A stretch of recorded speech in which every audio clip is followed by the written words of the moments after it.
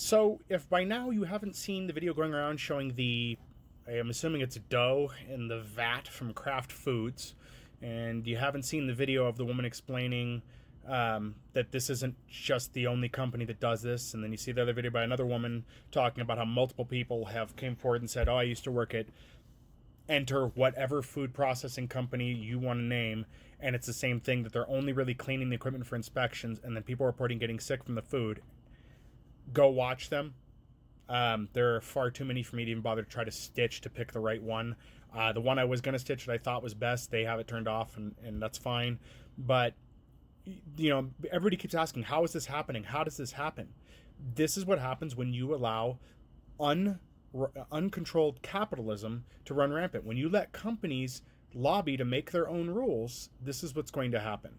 Can something be done about it? It can. The people that are posting this are trying. But we need people to be walking out of these factories. We need somebody to be calling health inspectors. I've done this myself to places I've worked for. I used to work for, I'm not going to name them here because it's so long ago, but I was a pretty big rebel rouser in my teens, and I worked for a restaurant, a sit-down restaurant, not fancy, say like a cafe, a national chain. I'm trying to be as like cryptic as possible with that. But anyway, and they had some nasty practices. Stuff was nasty.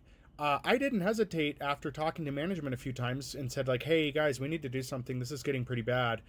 We had mold in some areas, and we had some food cleanup issues that were just not being handled. And they would tell me, like, yeah, no problem. We'll get it handled. And they never did, and it kept getting worse. And my concern was people were going to get sick. Now, again, I was like 16 working this job, 16, 17. I can't quite remember now because that's a long time ago.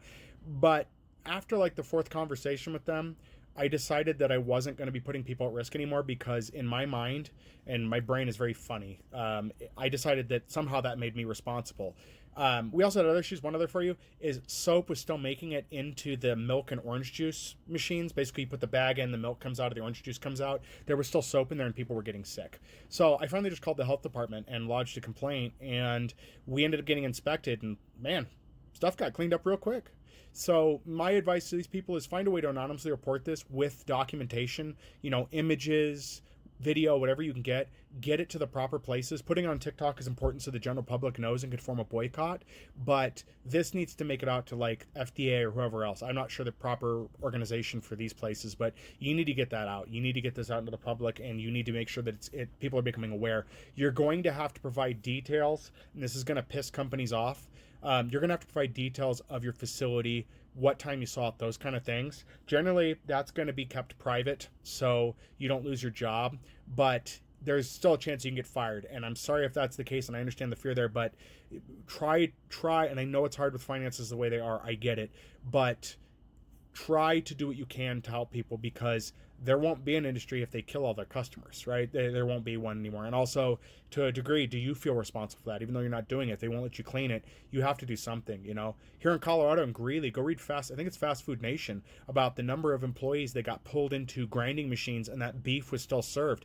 The whole debacle of Jack in the Box back in the 90s, go look up what happened to a boy who died after eating Jack in the Box in the 90s. Was a result of meatpacking in the Greeley meatpacking plant. Like very, very, very disturbing things that took place. And again, nothing much has changed. Quite recently here, if you guys didn't hear about it, there was that kid that with a 14-year-old or 16-year-old that was pulled into a chicken processing machine, and that plant provided chicken for Chick-fil-A. So I'll have something coming up for that soon here, hopefully, if I can find the article for it again, because that was like a week ago, I think. I'm a little behind in videos. I'm working on it, guys. But yeah, this is what happens when you let companies basically pay to create their own rules.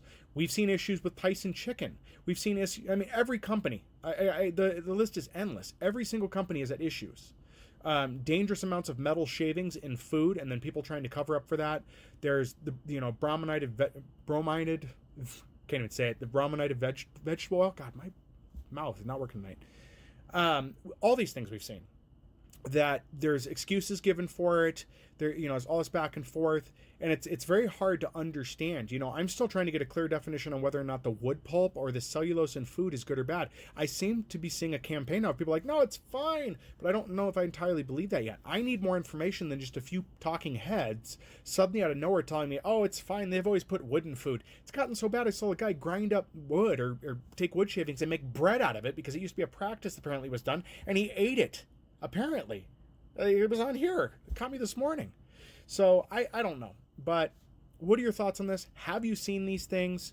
What do you plan on doing to not get sick? I don't eat Kraft macaroni and cheese, but as somebody put it, how many brands do they own? How many subsidiaries do they have? And how much food do they create? Like, if you're not going to eat Kraft mac and cheese, what other noodle-based products are they producing that are not under the Kraft name that you may not know about? So, anyway, guys, just wanted to put that out there.